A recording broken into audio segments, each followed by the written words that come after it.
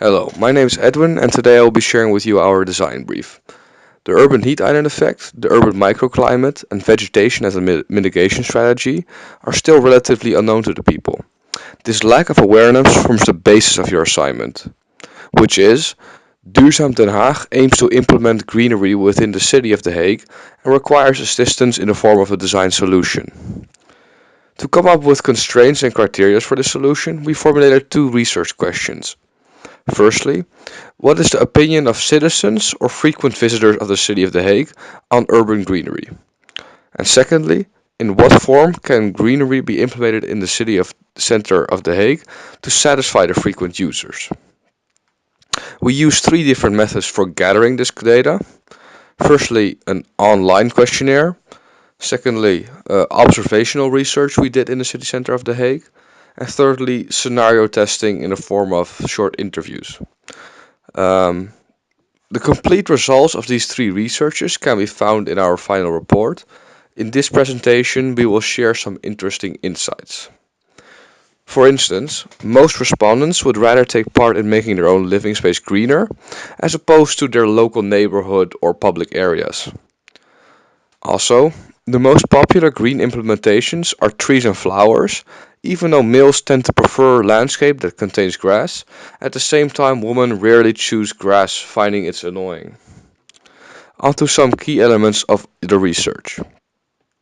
Firstly, who's your target group? The people to be affected by the design solution are people who are frequently in the city center of The Hague, for instance, inhabitants, commuters, or frequent visitors. Then, what's the unmet need that needs to be solved? It is to experience a sufficient amount of greenery in the city center of The Hague and to avoid the negative side effects of an insufficient amount of urban greenery.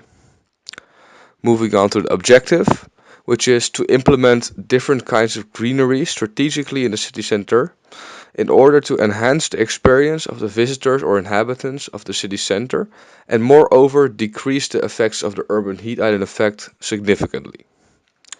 Now it is time to move on to the constraints and criteria to uphold when designing your design solution. There are two constraints. Minimum inconvenience is the first one. The plans must not cause restrictions on traffic flow or hinder the area's function at all. And the second one is maximum visibility. There are also criteria to bear in mind when designing your solution. Firstly, frequent visitors or inhabitants must experience the urban greenery. Experience is defined as to feel like you're in a green environment and not in a cold, fossilized city environment. Then, traffic flow must not be interrupted or hindered. The traffic flow in the city center of The Hague consists of buses, bikes, pedestrians, cars, bicycles, and trams. During our observational research, we experienced how hectic the city center can be, and any interruption could have major negative implications. Then, the greenery shouldn't cause any inconvenience in the shape of impaired sight.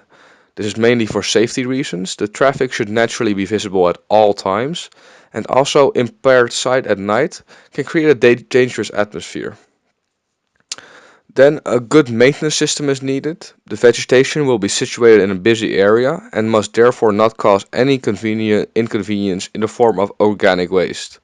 This means that either using plants with low maintenance or choosing for a well-functioning frequent upkeep system.